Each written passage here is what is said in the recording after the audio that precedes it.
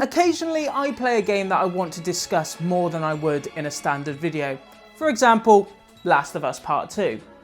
And I must admit, when I started going for the platinum in San Andreas, a game that almost single-handedly defined my childhood, I didn't think this would be one.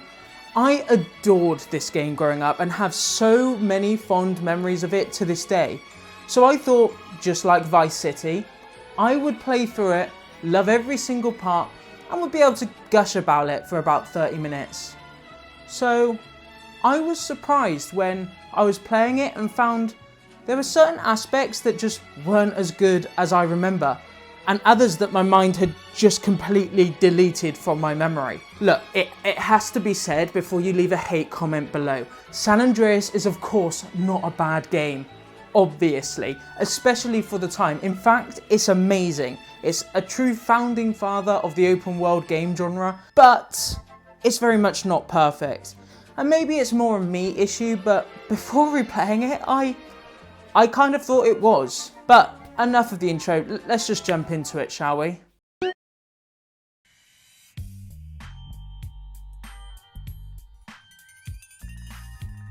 The game starts with Carl Johnson, aka CJ, leaving Liberty City and returning to Los Santos after 5 years away, coming back for the funeral of his mother who was killed in a drive-by shooting gone wrong. But almost immediately after reaching Los Santos, CJ is stopped by the police, and this is where we're introduced to Officers Pulaski and Tenpenny, who's voiced by Samuel L. Jackson. Watch your head. Oh, my bad. Right off the bat, it's made obvious that Tenpenny is aware of both CJ and his family, antagonizing CJ by asking him why he's returned, despite seeming to know about the murder of his mother. How you been, Carl? How's your wonderful family? I'm here to bury my moms. You know that. Yeah, I guess I do. As well as this, it's clear that these aren't what you'd call the cleanest members of the Los Santos Police Department, with them alluding to planting a gun on CJ that had been used to kill a police officer not much earlier. Well, what do we got here? This is a weapon, Officer Pulaski, that was used to gun down a police officer not 10 minutes ago. Officer Pendleberry, a fine man, I might add.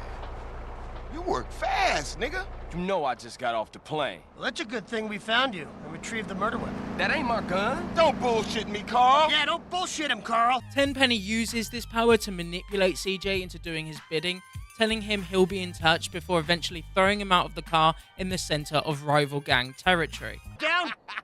We'll be right over. Oh, shit. Here we go again. So we quickly cycle back to Grove Street, where CJ grew up, and upon entering his childhood home, he quickly gets overwhelmed by flashbacks and emotion before being interrupted. Stop it! What are you doing, Carl? Brian, stop it!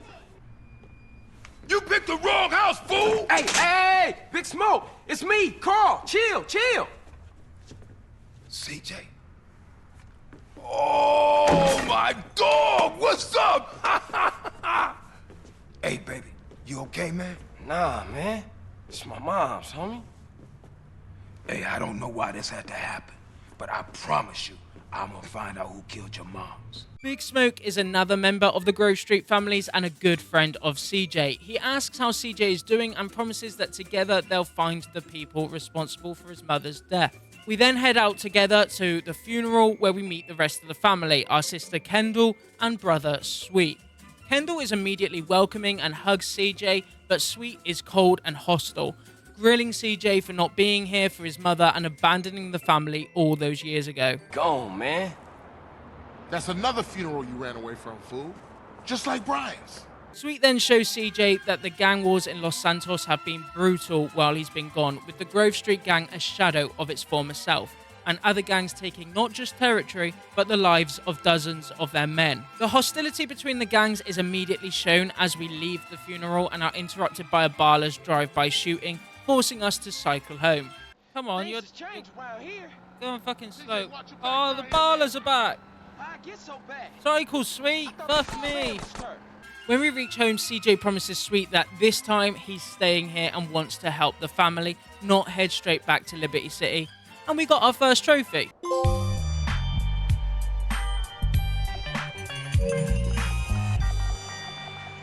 Now, as I did in GTA 3 and Vice City, I thought it'd be best to get as many of the vehicle missions completed as early as I could.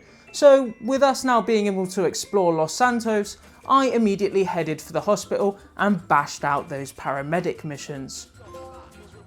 Hey, today was a good day. I wasn't expecting that.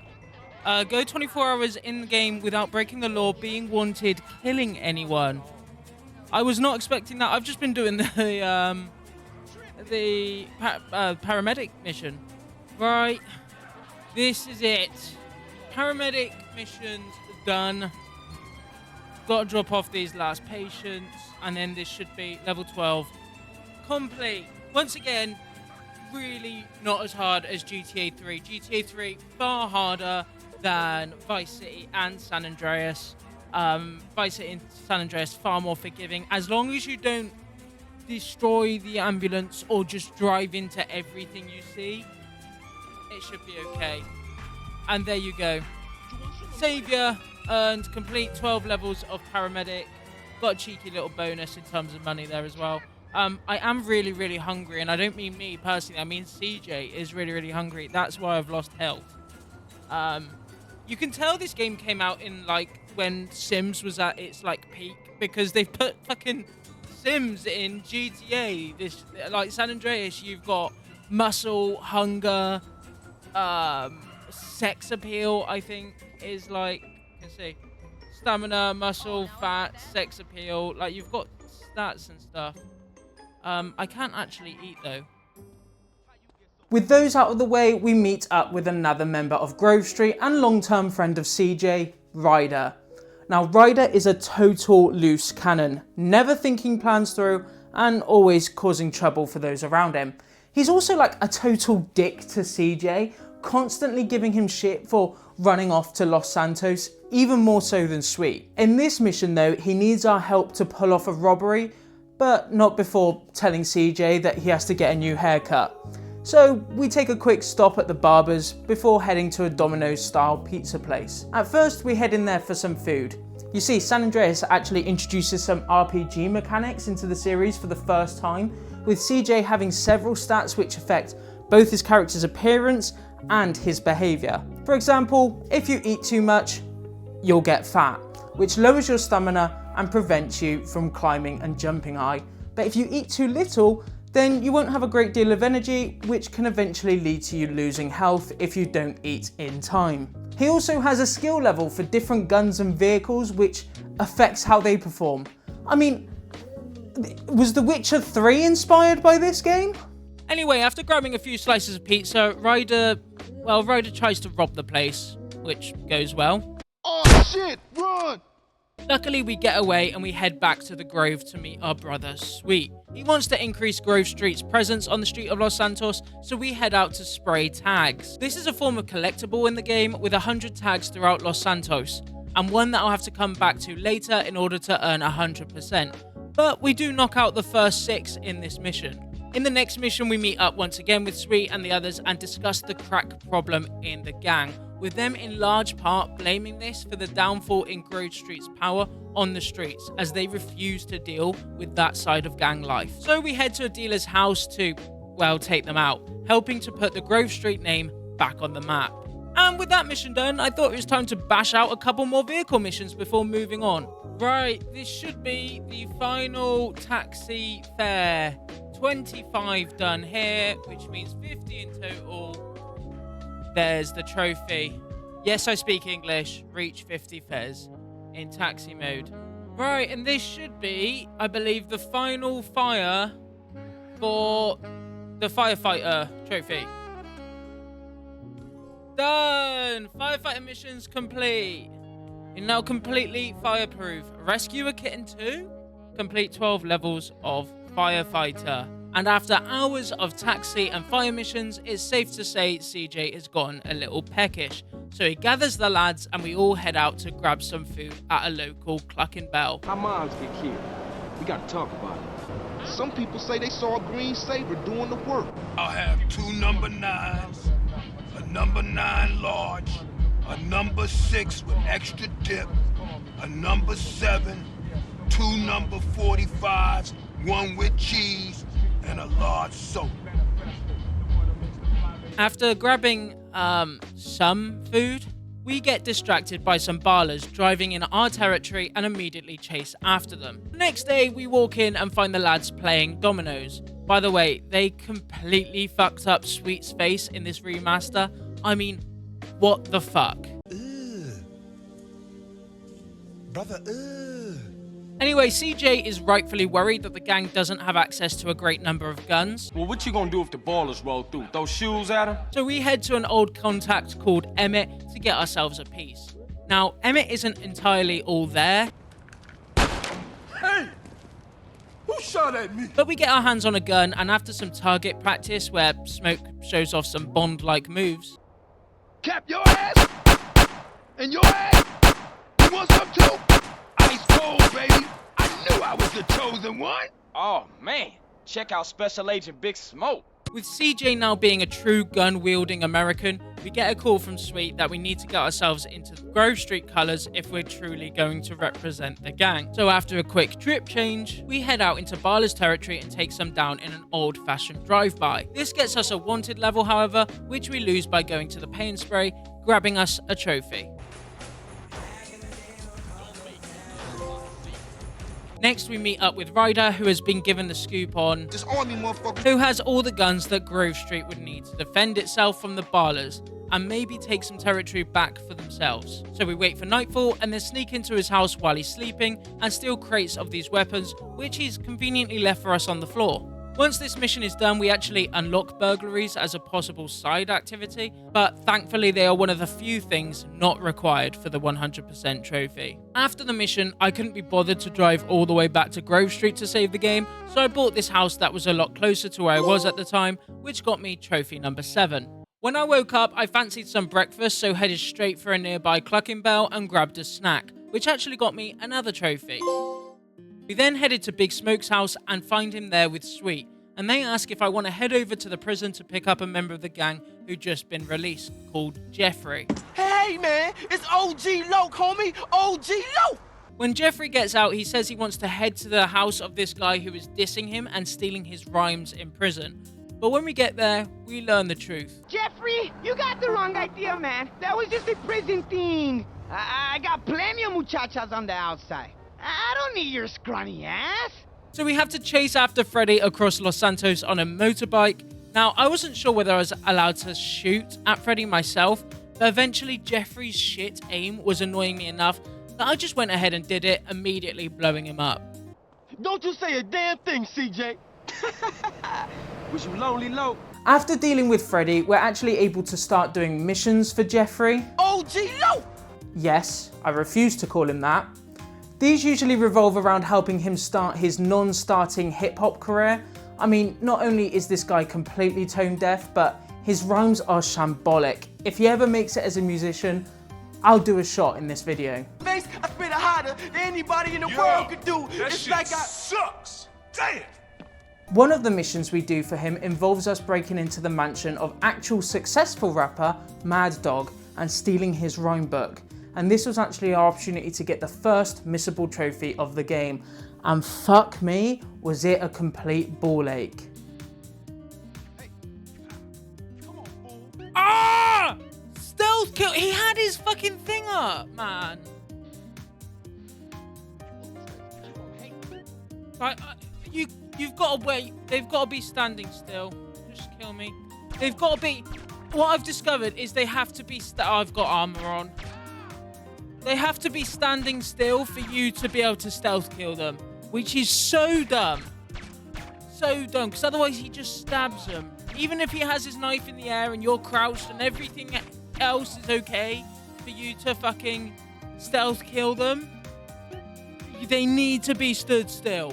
Yeah, the stealth system, although actually impressive for the time, is so janky, it's tough to consistently stealth kill without alerting any of the guards. Thankfully, we got it done after a few retries though. Right. That should be it. That should be it. Come on, assassin! Stealth kill all enemies in the mission Mad Dog's rhymes. God, that was fucking annoying. We then head to Smoke's house to complete what I remember being the hardest mission of the game. Wrong side of the tracks. Yeah, so in this mission you have to chase after this train covered by Vagos members and ride alongside on this motorbike, keeping up with it for long enough that Smoke is able to take out the gang members. And because they're up high, you're not actually able to shoot them yourself at all, and are completely reliant on the AI's aim. It is so annoying. Well, it was in the original, but on the definitive version, I did it first time with like relative ease. Oh, what, have you done it? That was a lot easier than I remember it being. As a kid, I remember failing that mission all the time. I'm certain the definitive version of these games have made certain missions far easier. Because I remember this mission, and particularly Demolition Man in Vice City, being nigh on impossible, but when replaying them on this version of the game, they've actually been super simple. Either they're far easier on this version of the game, or I underestimate how bad 8-year-old me was at video games. Honestly, it's probably a mixture of the two. The next day, we complete our final mission for Smoke and head to this hotel. Motherfuckers! CJ, get in here! Oh, Yeah, it all goes a bit wrong. We eventually make our way out of the hotel, but end up in a cool chase full of these 6 set pieces. Oh shit, now the truck's found us again. When we get away, we meet back up with Sweet, who is in the middle of an argument with Kendall, as Kendall's boyfriend Caesar is a member of a rival gang, which Sweet isn't a fan of. I'll get into it properly later in the video, but honestly, Sweet is a total asshole at times. I can understand his reasoning for not trusting any other gang, but he just goes about it all wrong and has no trust in anybody, even his own sister. Anyway, Sweet sends CJ after Kendall, and after picking up a new ride on the way and a quick hydraulic stance-off, we're introduced to Caesar. Immediately, CJ is hostile towards him, but Caesar gains his trust by convincing some of his fellow gang members to lay off CJ before explaining how much Kendall means to him. We then head to a local donut shop and meet up with our least favourite corrupt cops. Tenpenny tells us to go to a house uptown and burn it to the ground with Molotovs, but when we do, we accidentally trap a young woman in there. So CJ, being the gentleman he is, runs in there to save her, and she becomes CJ's girlfriend. After dropping off Denise, we meet up with Jeffrey again, as he's having a party in the Grove, and as you can see, it is jumping. Hey, what's up, homie? What's up, Rod? All the homies in the back, man, away from this whack music. Man, I feel you. Wanting to get away from whatever you call this, we head outside with Ryder, Sweet, and some other gang members, where we get warned that a Bala's posse is about to roll up and attack, so it's our job to defend the Grove. Oh, I may have shot our own guy. Did we get them all? Okay, cool. Grove is king! With Grove Street safe for at least a little while longer, we get introduced to the gang wars mechanic in this game. Essentially, Los Santos is split up into 57 gang territories, which are controlled by one of the 3 gangs. And if you take down 3 gang members in a territory that Grove Street doesn't control, then it starts a gang war, where you have to defeat 3 progressively more difficult waves of enemies. And if you do it, then the territory is yours. Initially in this mission, it's just a kind of tutorial and fairly simple to complete, but this mechanic will become very important and very, very painful later in the game. With the Balas getting weaker, we meet up with Sweet, who has got a lead from Tenpenny that a Bala's funeral is taking place across town, and all the main members are gonna be there. So after what they did at our mum's funeral, it's only right we head over there and repay the favour. We then meet up with Caesar, Kendall's boyfriend, who is arranging an illegal race. Now, there are loads of these races throughout San Andreas, and honestly, they're all an absolute piece of piss. After winning the race at a canter, we meet back up with Sweet at his place, where he wants to reunite all the families together. So we head over to a motel to meet with them.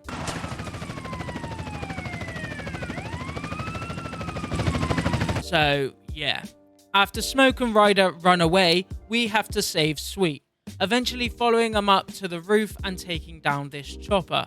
When we get back to street level, Smoke and Ryder turn up in the nick of time, and we have another car chase against the cops. What? Jesus Christ, this guy's gonna splatter! Oh my god! Oh, into a bloody... tanker.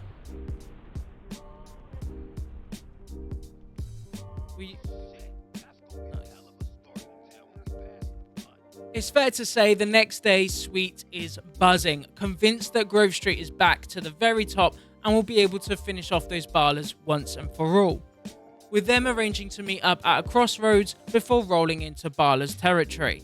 But before we can meet Sweet, we get a call from Caesar, and it sounds pretty urgent. Way across town to see what?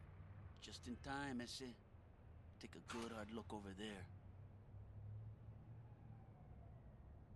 So, some ballers hanging around a dope spot. So what?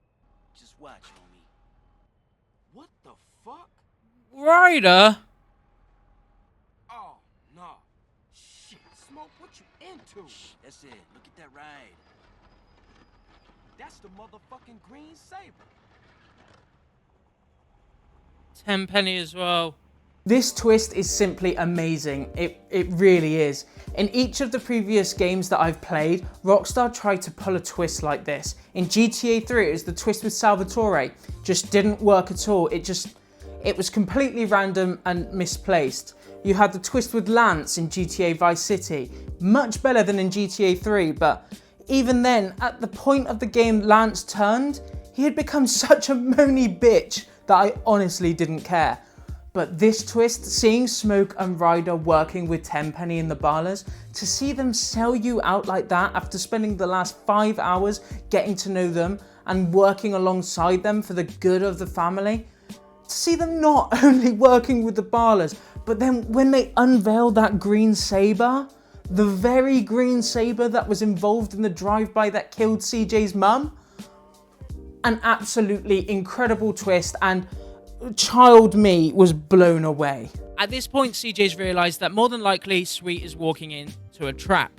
So we head straight over there and find Sweet on the floor shot, with a dozen Ballers surrounding him. The skirmish is eventually broken up by the police, and with CJ being too important to Tenpenny to be in prison, they instead banish us to the countryside. When we get there, Tenpenny uses Sweet's safety as a mechanic to keep CJ on a leash, forcing him to take someone out who is threatening to testify to some of Tenpenny's and Pulaski's more unconventional methods. Oh yeah, you should be glad, Carl. Your moron brother's alive, your street trash soon-to-be turned-out sister's alive, and she's only sucking one greaseball's dick. After taking out the snitch, we get a call from Caesar, who tells us that we should meet up with his cousin in a diner, and I didn't realise it until later, but this actually turns out to be a familiar face. So, what's your name? Where we going? My name is Catalina, and we're gonna take this county for every stinking cent. Yeah, this is Catalina. The same Catalina from GTA 3.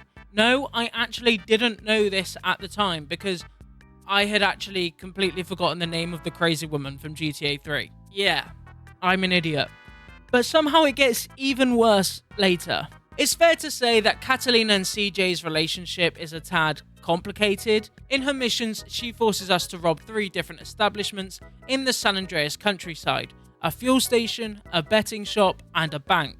While completing these heists, we also get a call from a mysterious voice and head to a motel to meet the caller, who turns out to be this hippie drug dealer known as the Truth. Now, the Truth has actually been supplying drugs to Tenpenny, and in order to repay Truth for the drugs supplied, Tenpenny asks us to steal a combine harvester, and I adore this mission. The combine harvester is located at the fields towards the back of the farm. Let's go get the combine! There are several groups of survivalists working. They will not take kindly to strangers. Oh, don't worry, you just gotta talk to them good and proper. Go into the farm and steal the combine, alright? Alright, me lover. Let's go get me combine. Excuse me, sir. I really need this combine real quick. No, I don't want to get in the bloody bike. Get in the bloody combine, you silly devil. What's he doing? He's just walking around. Here we are. Got me combine. Oh, I got a brand new combine officer, and I'll give you the key. Come on now, let's get together in perfect harmony. I got 20 acres, and you've got 43. So I got a brand new combine harvester, and I'll give you the key. We then meet up with Kendall and Caesar, who have escaped from Los Santos. Caesar isn't happy though and wants to go straight back to get rid of those responsible for the drug epidemic, namely Smoke and Tenpenny. Even still though, CJ refuses to believe that Smoke got involved in the drug business, despite knowing about the betrayal. Caesar explains that he has a lead that Smoke sends a car out to San Fierro to pick up the drugs.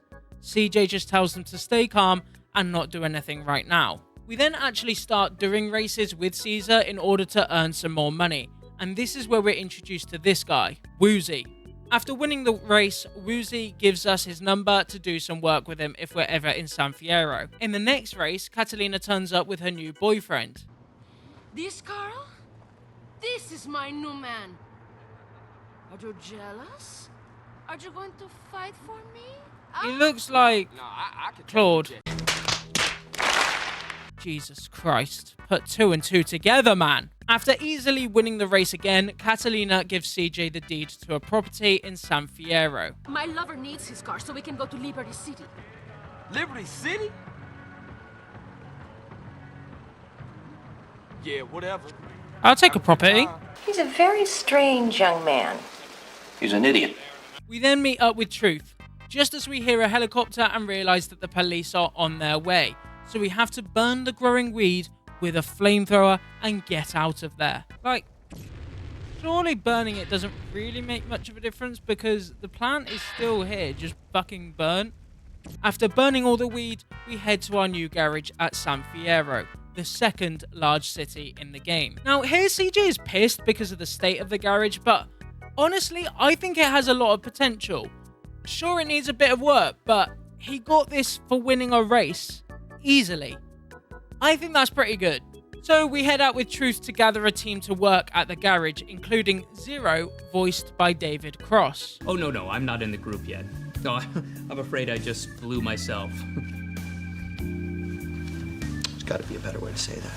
Zero runs an RC vehicle store in San Fierro and asks us to buy it after he gets told by his landlord that the landlord's looking to sell. So we add to our business portfolio and buy it, unlocking a series of missions where we help Zero defend himself against the tyranny of his rival Berkeley. Then them some pretty strong draws. Yes, my hero. Carl, he came back and humiliated me. I shall probably turn to prostitution now, where I will be found dead and broken. And again, this is another case where I'm sure they've made the definitive edition far easier than the original games, because I remember these missions being absolute bastards to complete back in the day. But they were far easier here. After completing these missions, it gave us the ability to earn money from the property over time, just like the asset missions in Vice City. Back to the story missions now, and we get a call from Tenpenny who asks us to plant drugs on a DA who is putting pressure on him and Pulaski. So we head over to a hotel, kill a valet, steal his uniform, and then when the DEA arrives, we steal his car, plant the drugs, and then take it back to the hotel and call the cops. With the DA seemingly in prison, we head back to Angel Pine and meet up with Caesar, as he has heard that the guys running the drug trade in Los Santos are meeting in a Clucking Bell. Not the kind of establishment that I would choose to go to if I was making an absolute shit ton of money from the drug trade, but who doesn't love a bargain bucket? Anyway, Caesar and I scope it out from a nearby rooftop. Ryder. What? You shermhead? This guy take himself real serious. That's T-Bone Mendez. What now? Is that it? Hey, who's the gringo? I don't like the look of that guy. Who the hell is this? How many of these clowns are there? Before we investigated any more though, we went back to school. Driving school to be specific. Wait, does that mean we've been driving without a license this whole time? But that's illegal! What's up, man?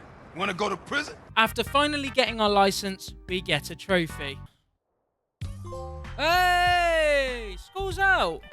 Fully complete a vehicle score. Let's go. Driving skill plus. With us finally being able to drive legally, we head back to the garage and run back into Woozy, who is able to give us the lowdown on some of the faces who went to the meet at Clucking Bell. So we head to a local strip club and introduce ourselves to Jizzy B, who set us a couple of tasks to gain his trust.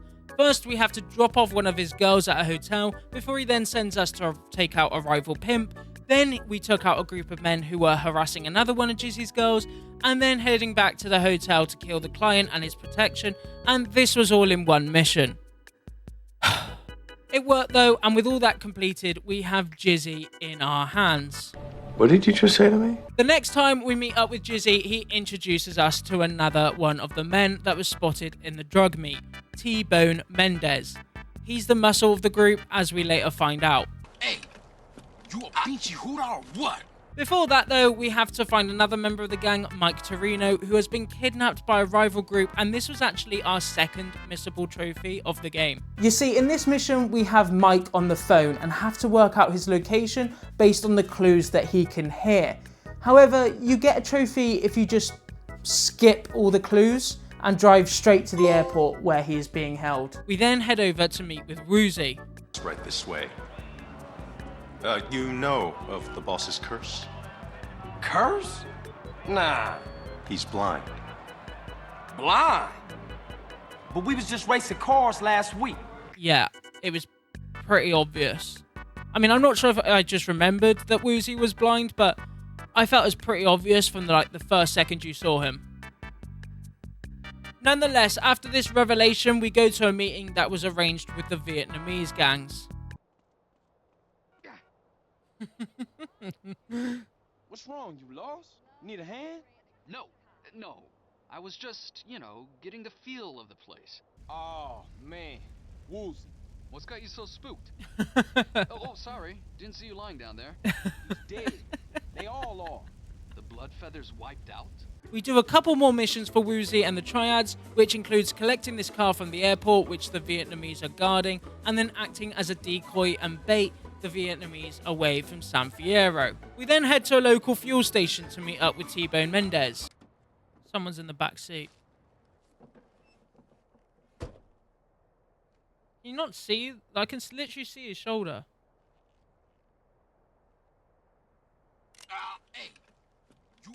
How did you not see him? What an idiot.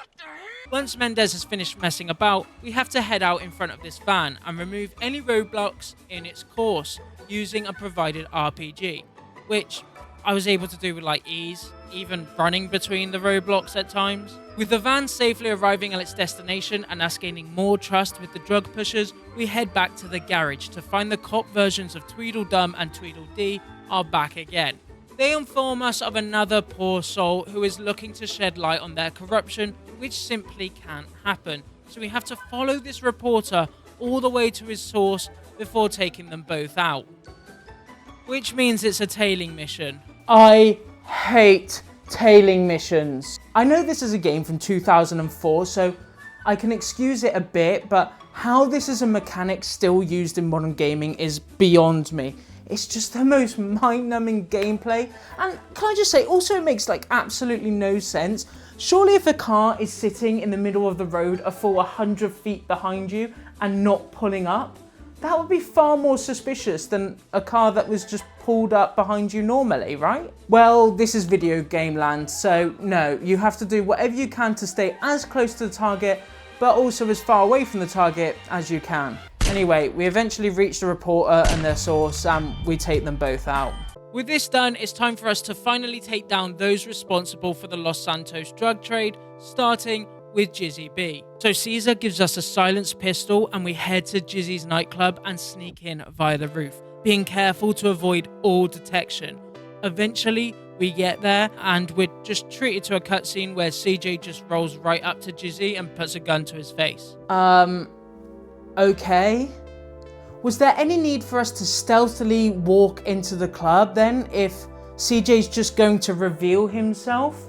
And then somehow from this situation, with Jizzy sat in front of us, with us pointing a gun at his head, the game cuts to black, and suddenly he's running away. How the fuck did he get away? Anyway, we head straight after him and take him down by running him over with this limo 3 times. I mean, what a way to go. With him dead, we pick up his phone and with access to his messages, learn that the next drug meet is happening at Pier 69 in San Fierro. We meet Caesar there and find the place guarded heavily. Thankfully, Woozie helps us by sending some of his men across, returning the favour for a lot of the work we've done for him. We take out the guards on the roof using a sniper before Ryder and Mendez turn up. Torino then follows them in a helicopter, but before he lands, he sees the dead bodies on the roof and flees, blowing our cover. After some more shooting, we head through the pier and take out Mendez, who falls into the river. We then swim after Ryder, eventually chasing after him in a boat. It was nice of him to wait for us. But with Ryder dead, we head to meet Woozie to complete another mission for the Triads. But when we get there, we're just given a cutscene of CJ and him playing video games.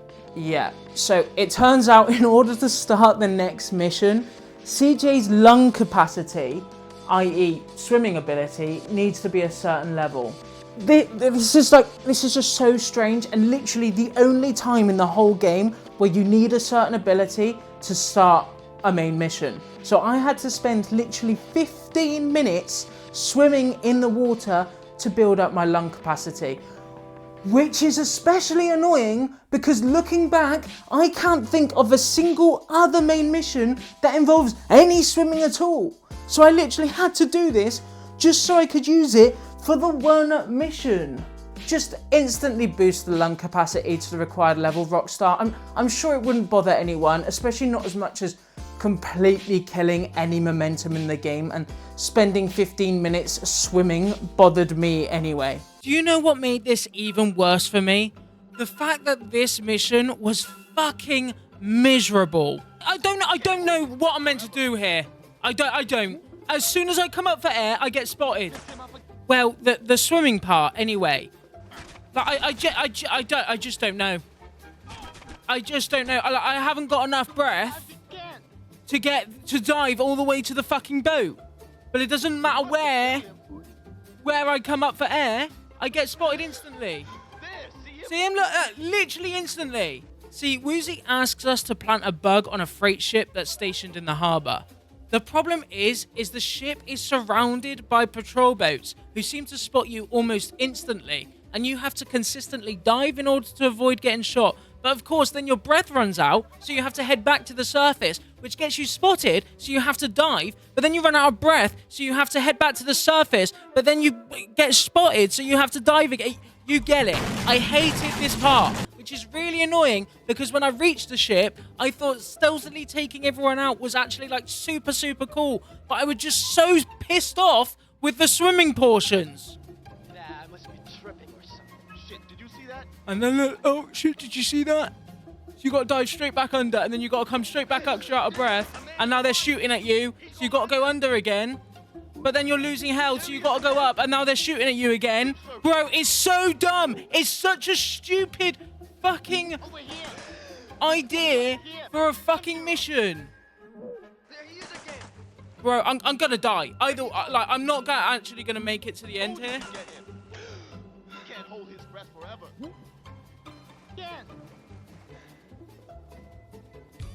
Fuck me. A dumb mission. The worst mission of the whole trilogy so far. I'm telling you, that is so fucking stupid and annoying and needlessly annoying. I hated it. I hated that mission. No, fuck off, Caesar. After taking a break, calming down and having a shower, we get a call from Woozie, who has found Torino at a helipad downtown. Oh, an RPG, that's convenient.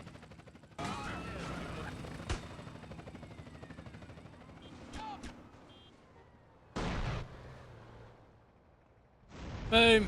Got it. Yes, that was cold. Diving off the bike to take it out. Cold, bro. So with Torino now dead, we meet up with Caesar, and for the first time, CJ acknowledges that he killed one of his best friends. Fucking Ryder, man. That was my homie. And I killed him. Fucking midget deserved it, eh? Wow. Emotional. Anyway, with the main leaders of the drug trade dead, all is left is the main factory. So we drive a car planted with a bomb and blow that shit up before jumping the fence on my second attempt.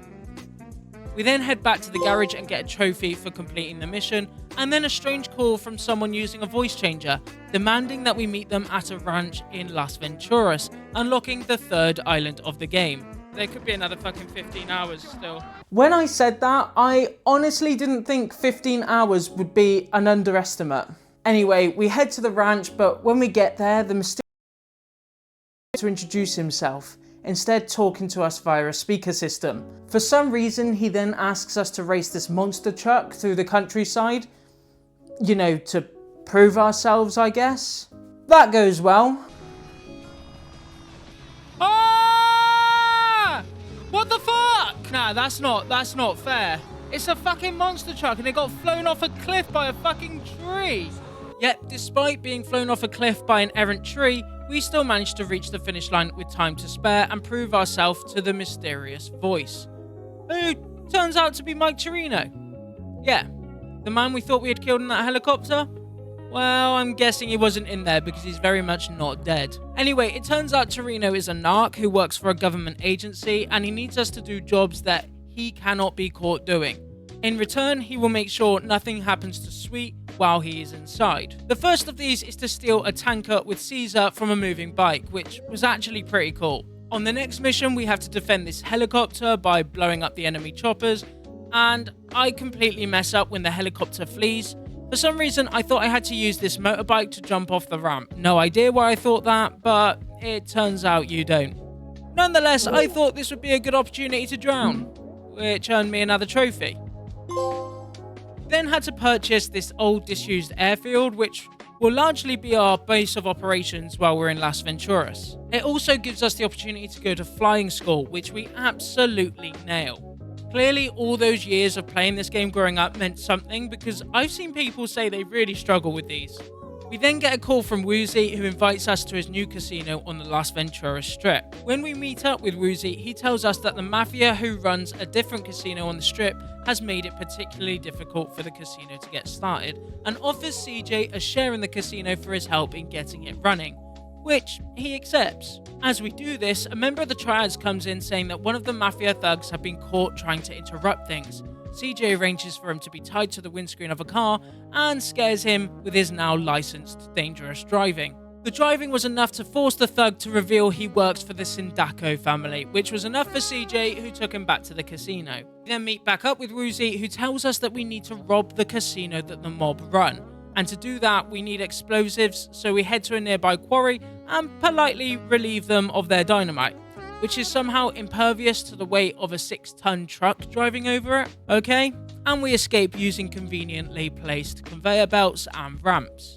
After this mission, we actually unlock 2 missions for Woozy. One continues the main story, while the other is a branch of optional missions which further the heist of the mobster casino. Now, of course, we're trying to 100% the game here, so these optional missions aren't optional for me, but for the sake of the video, I'll skip over talking about them other than when they result in trophies. Praise the Lord! Anyway, we meet back up with Woozy for a game of blackjack, and while playing, his assistant comes into the office to present a fake casino chip that the Sindaco family have created. So Woozy sends us to blow up the plastics factory where the chips are made. With the factory blown up, we get an unexpected call from the Truth, who had been out with a band and their manager a few nights earlier, and asks Carl to head out into the desert to look for them. And when we get there, we're introduced to an old friend of Tommy Vassetti's. Fucking hell! I'm fucking hanging! No, not him. Stone me, bloody crows. Where am I? Him.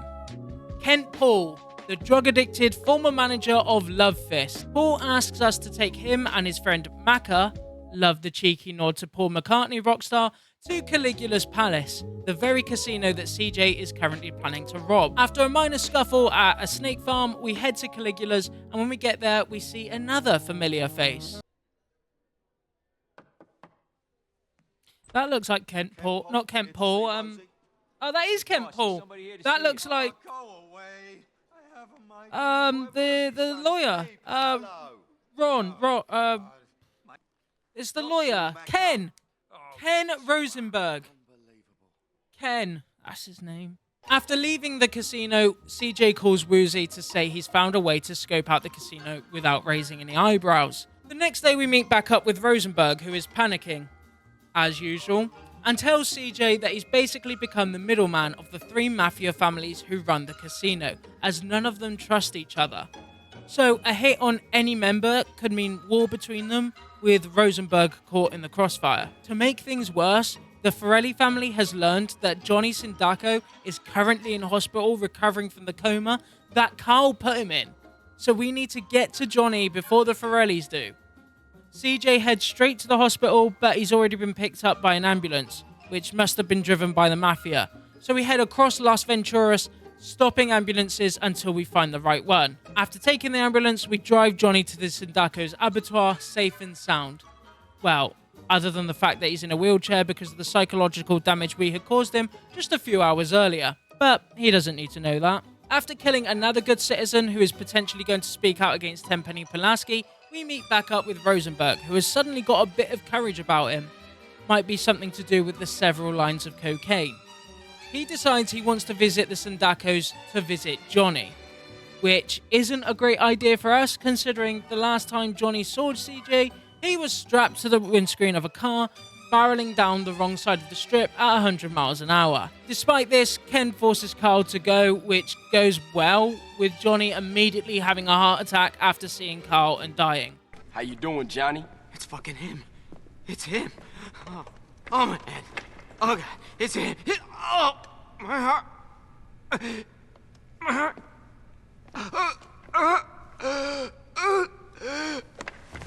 Damn, that nigga fucked up. Somehow the Sindacos completely believe the ramblings of this guy who is clearly on death's door and immediately open fire on CJ and Ken, even though he could have just been like losing his mind and caused his own heart attack. It could have happened. Anyway, with no help from Rosie, we dispatch of everyone in the abattoir and head back to the casino. We then run into Mad Dog, who is on the roof of a casino looking a little worse for wear. Shit is rough. All the kids like this Loco G or whatever the fuck his name is, some fake-ass gangster rapper bullshit. Wait, Jeffrey is a successful musician now?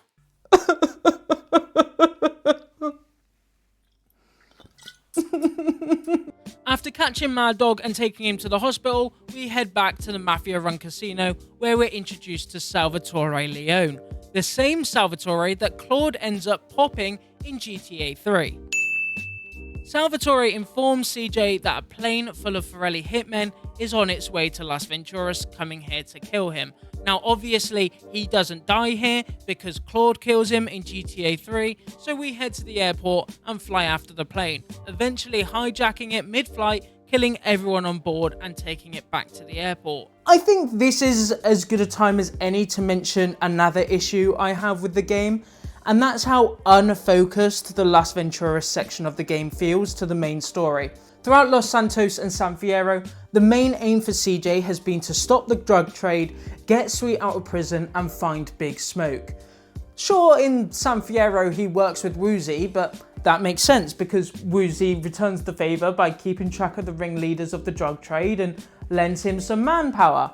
But other than the first couple of Mike Torino missions when we first came across the bridge, there hasn't been a single mention of Sweet and his current prison situation.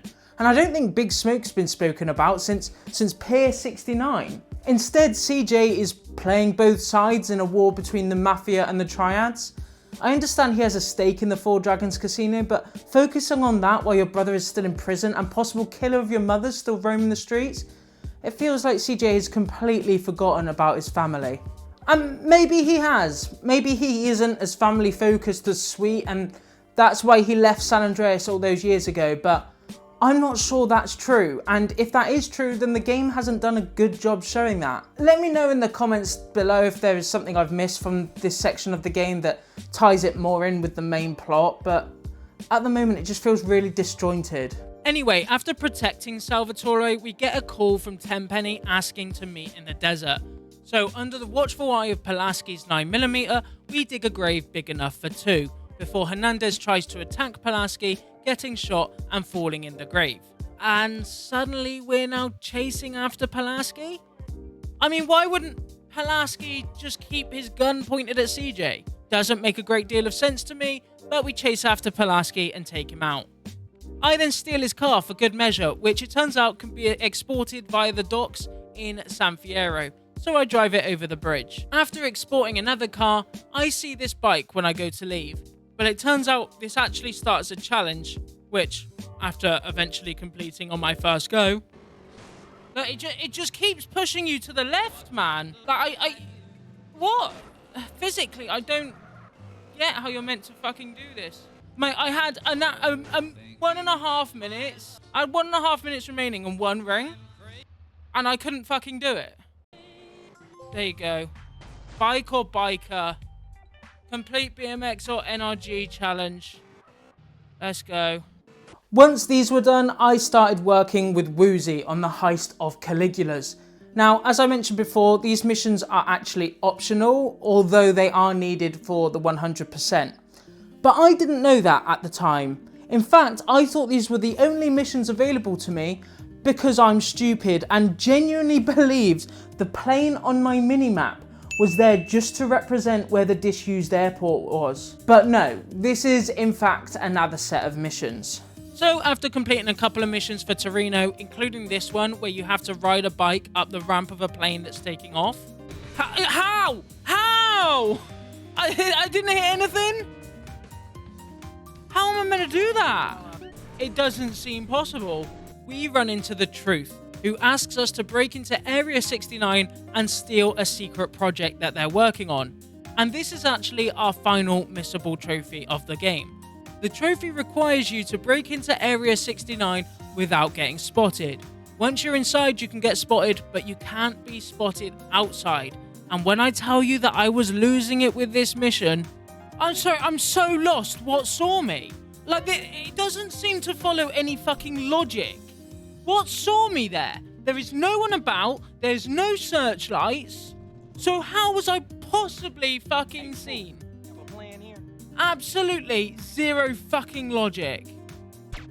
I fucking hate this game! And this mission! And this trophy! I hate everything fucking about it, man. He hasn't done that. He hasn't done that the past fucking 4 times that I've shot that guy's head. He hasn't turned around. And now he turns around and shoots me. I just do not understand the logic of this game. What saw me? Fuck! This is a code red. We haven't seen anyone, but we're just going to put everyone in a code red because fuck you, that's why. It just makes zero fucking sense. I just want some consistency. That is all I want. Like, I don't understand why it's a code red. Like, give me some sort of clue as to what they're fucking seeing, game. It's such a dumb trophy, man. Like I say, this isn't Splinter Cell. The stealth mechanics are absolute shit. It's not a stealth game. It's Grand Theft fucking Auto. To have 2 trophies tied to these terrible fucking stealth mechanics is crazy. Absolutely crazy. But eventually, after 40 minutes of trying, I made it inside, took out as many guards as I could, and found the bunker that holds the secret project. Oh, it's a jetpack? Cool. Left bumper? Right bumper.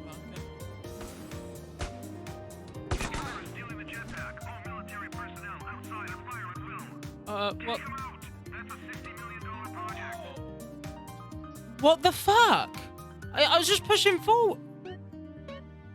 I swear to God. What are these controls, bro? Bro, what are these controls? What are the fucking controls? I push forward and he just goes diagonally right or some shit. I'm actually just not pressing anything anymore. I'm holding right bumper, that's it. And it starts flying off into the corner. I'm literally holding right bumper. I don't know what to do. Yeah, I'm shot already. I'm dead. So I'm going to have to redo this whole mission. I'm going to have to redo it because I've got 2 little health. 1 shot, I'm dead. And they don't miss their shots. So I'm going to have to redo this whole mission because I also can't load up a previous autosave because this is... I'm fucked. You see, what's happening here is that I have such low health that I'm immediately getting shot and dying. But the game can't process me dying in mid-air with the jetpack, so instead you lose all control of the jetpack until you hit the ground and die. So I decide to try to relaunch the checkpoint in the hope it takes me to an earlier part of the mission, and to be fair, it did. Well, I'll try it. I'll try launching this autosave, but it's either going to be back at the start of the mission. Yeah, it's back at the start of the mission. So I've got to do the whole mission again that I've already failed like for the last 45 minutes trying to do this shit. I finally actually managed to do it through the broken stealth mechanics, and because the game doesn't give you a health pack at the end, I'm perpetually stuck. What a shit game, man. I'm starting to lose my patience with this game. I really am. So, half hour later, we're back at the bottom of the silo, this time with a lot more health. By the way, this trophy better pop after this. I've been doing this mission for no joke, an hour. I'm so done with it now. Come on! Thank fuck for that! Sneak into the underground base without setting off the alarm above ground. Jesus Christ. That broke me. If that hadn't popped then, I probably would have cried. With that trophy thankfully popping, we meet back up with Truth, who makes a hell of an entrance with the jetpack, and he asks us to rob a train of its stuff. After giving the stuff to Truth, I mean, he's a weird guy, we start earning money from the airstrip, as well as have the ability to use the jetpack whenever we want, which is pretty hype. But before we can play with our new toy, we get a call from Rosenberg, who's once again a little panicked, and we meet back up with Salvatore, who asks us to go to Liberty City to assassinate one of the Forelli family in retaliation for sending a hit squad to take him out. CJ agrees, but only if he can take Paul, Maka and Rosenberg with him, which Salvatore agrees to.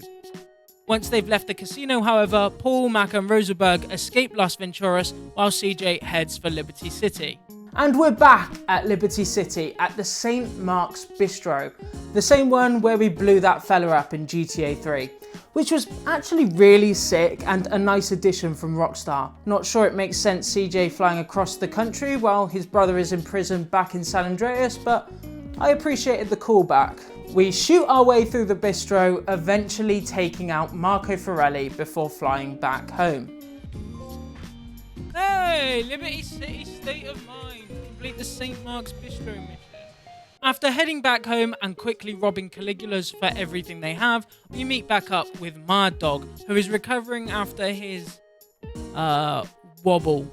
And he tells us that he wants to return to his mansion in Los Santos, but he had given it to the Vargos in exchange for drugs. After some rightful questioning, fucking degenerate! CJ and some triads head over to Los Santos in a plane and jump out Mission Impossible style, landing on the roof, before shooting our way through the mansion and chasing after Big Papa, who now lives there, and taking him out.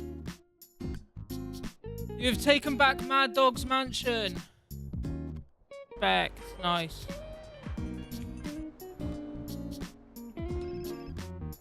What is that cop doing? With the mansion becoming our new base of operations for the final portion of the game, we head to the recording studio to record a new Mad Dog song, where we're interrupted by Torino's voice. Finally, I thought I'd never get through to you. What the? Torino, is that you? He drives us away and then asks us to, and I'm not joking, break into a military aircraft carrier and steal a Hydra fighter jet. And in exchange, he'll arrange for Sweet to be released from prison. Now, if I'm CJ, considering I've done nothing to help Sweet for the last 15 hours of gameplay, I'm washing my hands of the situation, saying no, and Sweet will never have to know that I was even offered this suicide mission. But CJ is a madman, so he agrees to it, and to be fair, it's lucky he did, because it turns out that almost nobody is guarding this aircraft carrier. Like, why were they guarding a jetpack with an army, but guarding 3 fighter jets with 3 soldiers and a janitor? I have absolutely no idea, but I ain't complaining. So we fly away in a Hydra, which is by far the coolest vehicle in the game, and took out some spy ships near the disused airport before parking it in a hangar. Back at the mission, Torino turns up again. Surprise for you here. You ready for this? Huh? Answer it. Jesus, that's crazy. Hello? Carl, sweet. Oh, sweet. I don't know what happened. They just released me. No idea what's going on. But I'm in the square outside the precinct in Commerce. All right, you hold tight. I'll be right there. All right. So what was that little job you was talking about, Torino? I just want you to go pick up your brother. Get out of here. Alright, fair play. Doing stuff for Torino helped out. But still, why the fuck were we doing stuff for the Mafia and the Triads and shit like that, man? Let's go. W Torino. Always liked him, always knew these missions were worthwhile. So we head to the precinct and pick up Sweet. We got a mansion, Sweet. Oh, he's not going to be happy. We've left Grove. Well, we got a stake in the casino. We got some insane shit in Fierro. We get into the rap game. Hey, man, let me get you some new clothes. Come on. New clothes? Nigga, what the fuck is this bullshit? What you mean, man? What's mine is yours, and you know that. You never did get it, did you, Carl? I need to go check on things in the hood. Man, that's the problem. You always a perpetrator, running from what's real.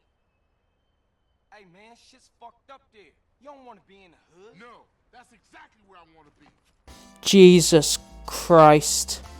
Now, this is where I have a problem with Sweet. I fully get earlier in the game that he's all about the hood because that's all he knows and that's all he thought was possible. Also, it's protecting the hood is the safest way to protect his family. But here, CJ is presenting him with the opportunity to leave that life behind. Be rich and somewhat legit. Okay, not truly legit, but they wouldn't get embroiled in gang wars. But even now, he refuses to leave the hood. The same hood that is responsible for the deaths of his brother and his mother. He would sooner see his family be put back in danger than leave the gang life behind. You've got to admire his loyalty at the very least. Anyway, CJ takes Sweet back to Grove Street, which has become overrun with crack addicts, dealers, and barlers. CJ tells Sweet that they should just go home, meaning the mansion in the Vinewood Hills, but Sweet refuses. So together we clear out the drug dealers and reclaim the Grove for ourselves. We then walk into the Johnson family home to find Sweet brokenhearted at the way the drugs have destroyed the families, ready to let the drugs destroy him, before CJ steps in and stops him. It turns out the drugs are from a former Grove Street member, Beat Up, who we actually saw in a previous cutscene earlier in the game that I just didn't include in this video. CJ and Sweet head to Glen Park, which is the heart of Barla's territory, and take it over before entering Beat Up's house. When we get there, he claims that he's working for Smoke, who is now in hiding, paranoid. Hello, Claude, baby. I thought I'd call to say how much I love you and how well endowed you are. Nah, Catalina, it's Carl. I think you got the wrong number. Oh. Wait! So sorry. It is such an easy mistake to make, especially when I am so light-headed with love and lust. Yeah, well, No time, bye! The other guy that we raced earlier in the game against Catalina, was that Claude from GTA 3? Was that who that was meant to be? Because he never spoke. Mind blown. Mind blown. I never realised that that might have been, so obvious. Yeah, only a little bit obvious, mate. My lover needs his car so we can go to Liberty City. I can't wait to get my hands on that mute. He looks like Claude.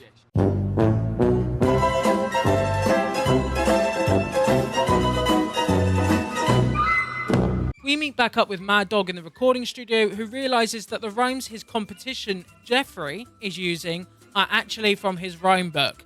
Of course, CJ is already well aware of this, having been the one to steal the rhyme book in the first place.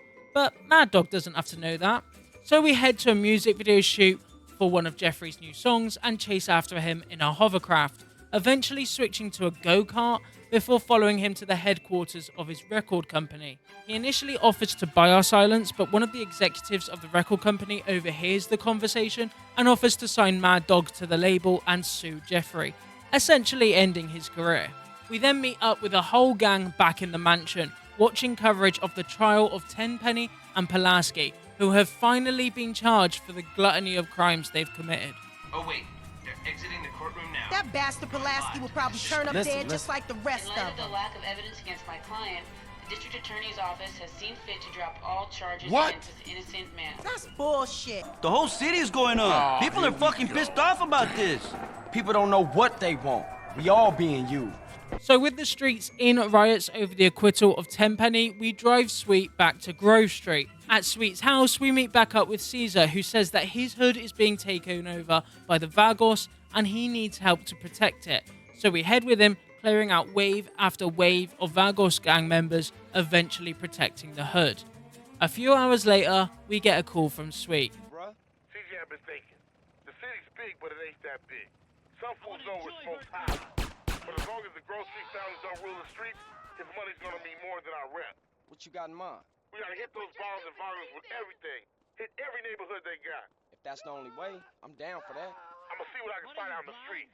Big love, bro. Much love, bruh. We need to take over more gang territories around Los Santos. Okay. And then I assume that will flush smoke out.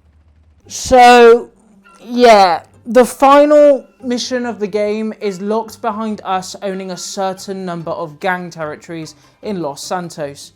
20 to be exact, and at this point I think we had no more than 5. We had to take down 15 gang territories just to unlock the final mission. It's so stupid. I ended up having to spend over an hour and a half taking down these gang territories to unlock that mission. And you may be thinking, but Vice City locked away the final mission. Yes, it did. But it locked it behind asset missions, each of which were unique. They had their own characters, their own stories, and the missions rewarded the player with more money, both from completing them, but also from the money that the asset made over time. Here, we're just forced to take down wave after wave after wave after wave of gang members, and not only is it mind-numbingly boring, but it is painfully frustrating. How? Oh, this is so annoying. Fuck me. First of all, the AI are laughably bad. Any gang members you recruit to fight alongside you do absolutely nothing. Like they what is the point in recruiting them when they can't get in the car, Rockstar? And the enemy AI?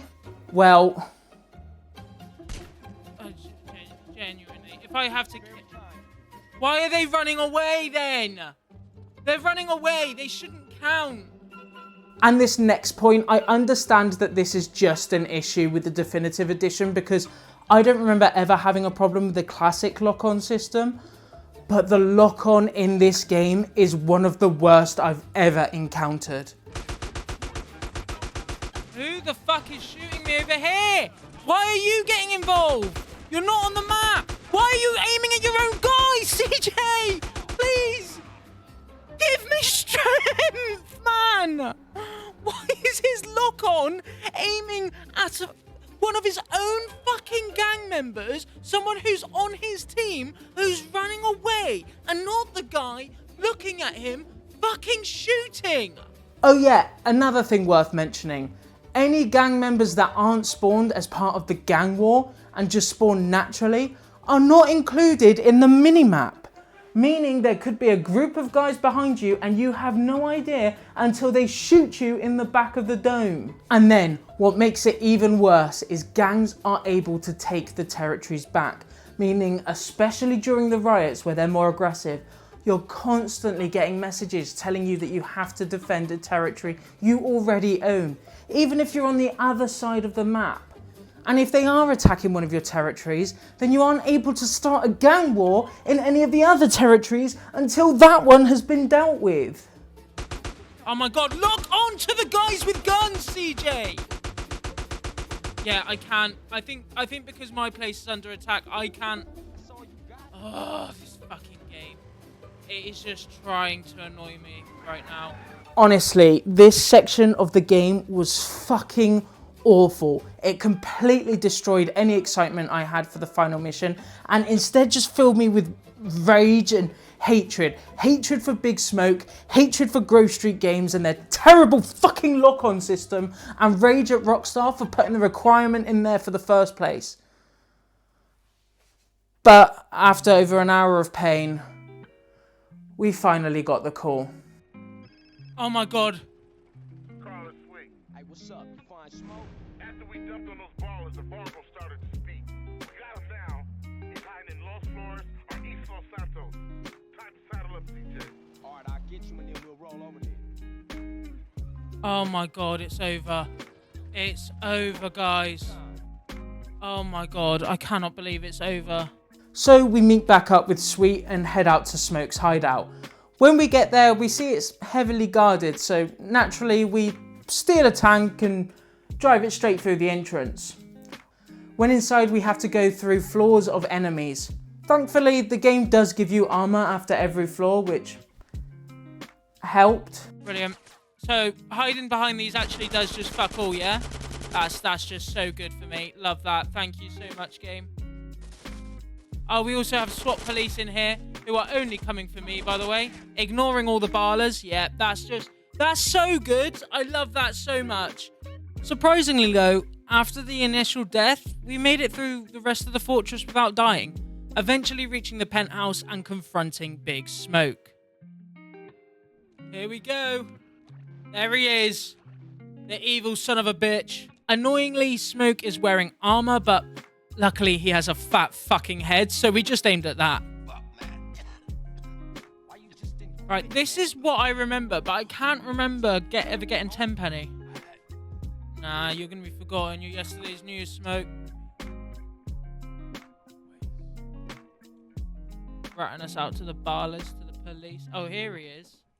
Carl Johnson, my man. Oh, I almost forgot, Carl. Time to die. Sweet. What? It ain't over, Carl. Tenpenny is causing an explosion, the lightning and building is off, and the whole place is burning down. You need to get out of here quick. Oh yeah, look, I'm running out in slow motion. Oh, I remember. We've got to chase after Sweet with him hanging from the fire truck. Yeah, I do remember this now. Like, he's on rails, by the way. Like that, there's nothing I can do to disturb his path. It's preset. Equally, with this car's indestructible. Oh, look, yeah, there he is. He's coming out. I've got to be under Sweet. Well, that is not how physics works, but sure. And after gunning down cops for what feels like half an hour, the inevitable happens. Oh no! Don't do it, man. He's gone.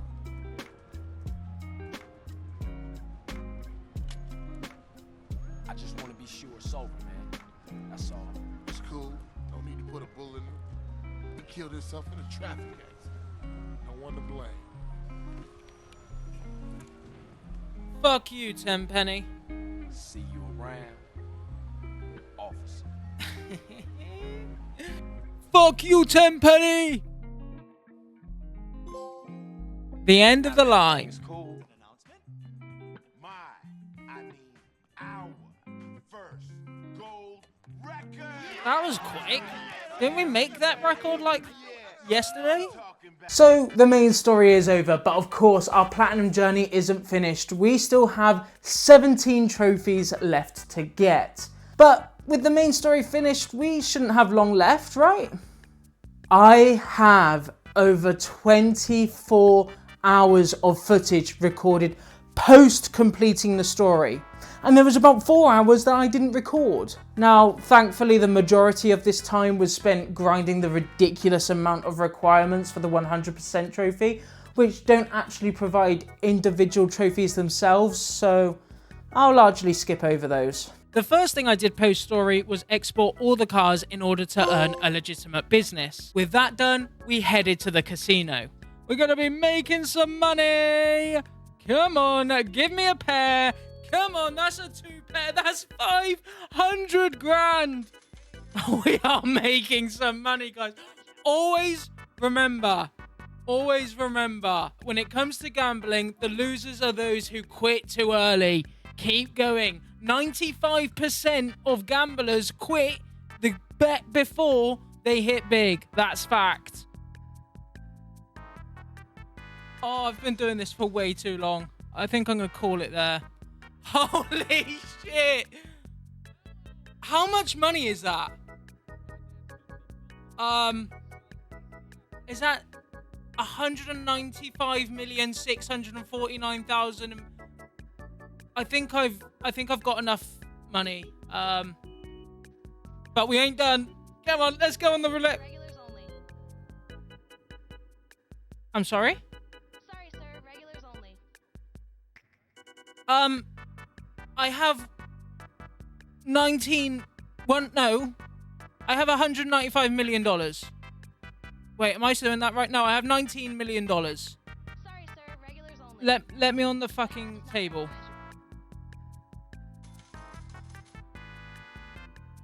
Right, I've been doing this for so long now. Oh my god. 49,364,934 in the bank. If I can't play roulette on the fucking big boy table, I want my money back, quite frankly. I've lost where I am. I'm behind the bar. There it is! Double or nothing. Put all your money on the maximum bet on red and black, or black and win. $40? Yeah, let's put it all on. Yeah, put it all on. Go! I don't know what I'm putting, how it works. Oh, wait, am I betting on what it's going to land on? Oh, shit. I'm just going to put it on the ones then, because the ones are going to be the most frequent, right? All right, come on. Come on, $1. I've got 10 grand riding on you. Yes. Yes. Lucky spinner. Win at least $1,000 in a single spin on the Wheel of Fortune. Let's go. So, after our modest success in the casino, we then borrowed a tank from Area 69 and started the vigilante missions in order to unlock the trophy What the City Needs. And we actually unlocked a couple of bonus ones along the way. Okay, let's go and pretty much go and kill myself right now, because there is no way with absolutely zero weapons I'm going to be able to take on the US Army. Unless I can just steal this guy's tank. That's hilarious. I'm going to have 2 tanks. That's actually hilarious. I'm going to run you over so you can't. This is going to turn into a game of how many tanks can I collect. Oh my god, there's a 3rd one in here. Quick, get out. Get Hello, mate. Yeah, I've got 3 tanks in the hangar. That's hilarious. I'm going to fight you. Oh! Come on. Oh, I almost took on the US Army with just my fists. I picked up 3 tanks, though. Hang on. I need to head back. I need to head back and see if all 3 tanks. Right, let's have a look. Are the tanks still in here? That's unbelievable. We've got 3 fucking tanks in the hangar. To celebrate the addition of our new tanks, we headed to the club. I then spent hours collecting these oysters that are throughout the map. The collectibles in this game, by the way, are absolutely brutal. There are over 250 of them, not including the export lists that I had to complete earlier. Just way, way too many. Nonetheless, when I collected all the oysters, CJ was suddenly irresistible to all women, allowing us to go on a date with every potential girlfriend in the game.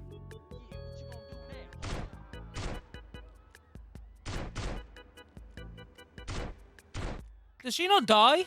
At this point, it had been multiple hours since I'd last been in the casino, and I was getting the itch again. So we headed to Inside Track. First, we have Bloated Bag, Dead Lemon, Dr. Boogie. Yes, Dr. Boogie's my man. Come on, Yellow. I think Yellow's won a few. Yes, there he goes, Dr. Boogie. Dr. Boogie 2988. Go, go, go, go, go. No, he hasn't got this. No, he hasn't got this. Go on, that's it. That's it. Watch him surge ahead. No, Purple. Fuck off, Purple. No one likes you, Purple. No one likes you, Purple. Come on! Dr. Boogie 2988 gets me what are the odds winner racing inside track betting. That's good fun. This meant that after shooting some hoops, we had just 7 trophies left to get. And yet, you saw that right. One of those was to own every gang territory in the game, which meant I had to go through all the pain I went through earlier in the video for hours, with all the same issues that I had earlier, but actually kind of worse, because some of these territories are absolutely tiny. And in order to start a gang war, you have to kill 3 rival gang members in each territory. But a lot of the time they just don't spawn, meaning I spent ages just driving around hoping to find some gang members. But eventually, after 5 hours spent just on these gang territories, at 3 o'clock in the morning, I managed to start a gang war in the final and smallest territory in the game. Come on! I provoked a gang war. Oh my word. Right, I cannot lose this one. This is the final one. Oh, I can't believe that works. Ain't nothing but a G thing! Own all gang war for turfs properties. I haven't even done it yet. I'm only on round 2. I could very much still die. I guess it doesn't... Well, it does matter, actually, because I still need 100%, which I'm pretty sure you have to do for. Well, but I've got the trophy. That's nice. After a few hours sleep, I immediately started grinding the silenced pistol in order to max out all weapon skill, before setting my sights on Chick Magnet, stealing this car to increase our sex appeal to 100%.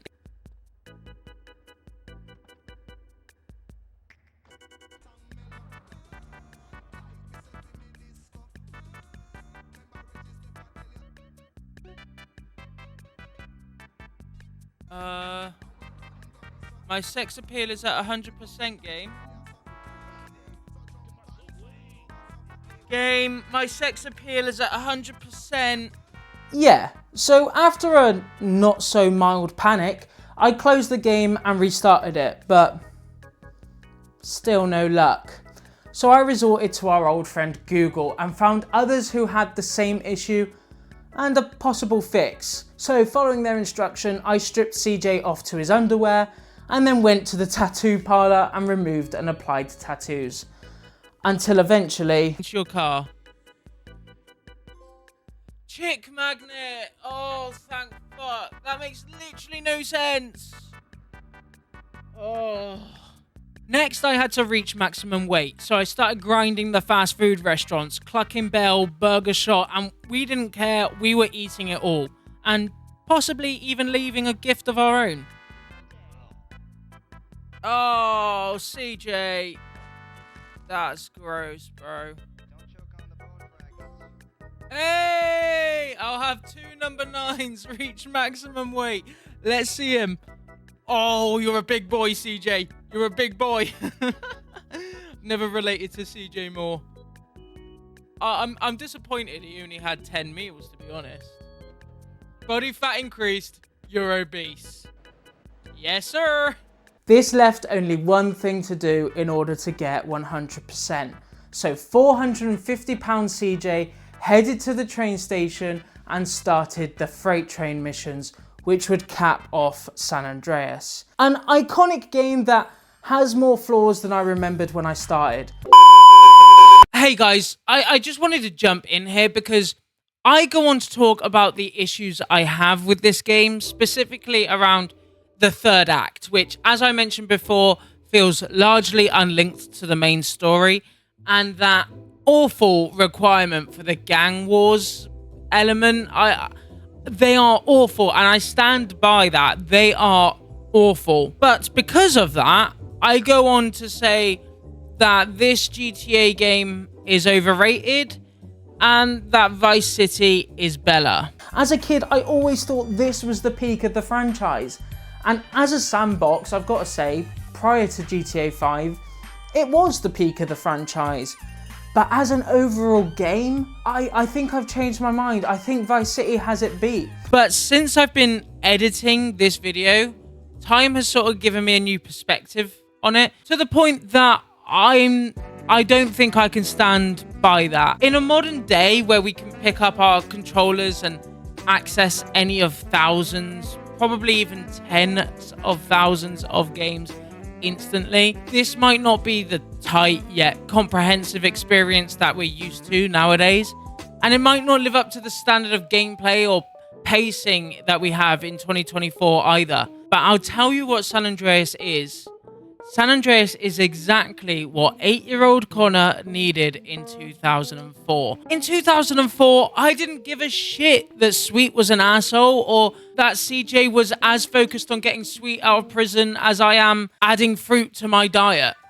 All I cared about was launching the game armed with my pages of cheats and spawning a Hydra and blowing shit up. And I would do that for hours until my mum called me for tea. And then do you know what? I'd do it for hours again until it was bedtime. So is GTA San Andreas a perfect game? No. Like, I still stand by my criticisms. I still think they're valid criticisms. Is it overrated in the eyes of my generation who perhaps grew up with the game? Maybe. But ultimately, the conclusion that I've come to is, who the fuck cares? Because 20 years later, it turns out I'm still that 8-year-old kid, and I have the most fun on this game when I'm ignoring the story, ignoring the characters, ignoring some of the gameplay mechanics, and just armed with pages of cheats, spawning Hydras, and blowing shit up.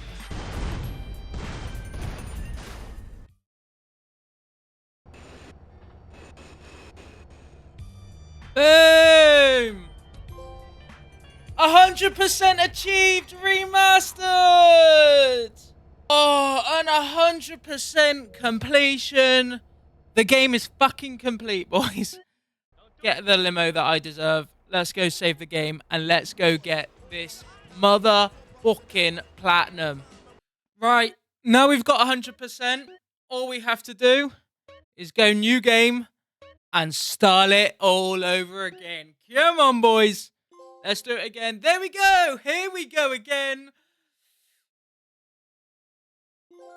I ain't no buster. Platinum trophy achieved. Thank God for that. I am done with GTA games for the time being. We're gonna move on. I've done the trilogy. I'm going to move on to other games. Well, I will come back to it, obviously. Still got GTA 4, GTA 5 to do. But I'm so glad this trilogy is over. It has been about a month and a half of my life. Over 110 hours, probably, spent on these 3 games. Gassed. We got the platinum, boys. I'll see you in the next video. Hey, guys. I just wanted to come in here and say that this video has taken a long time for me to complete. I really appreciate you watching it all the way to the end. It really means a lot.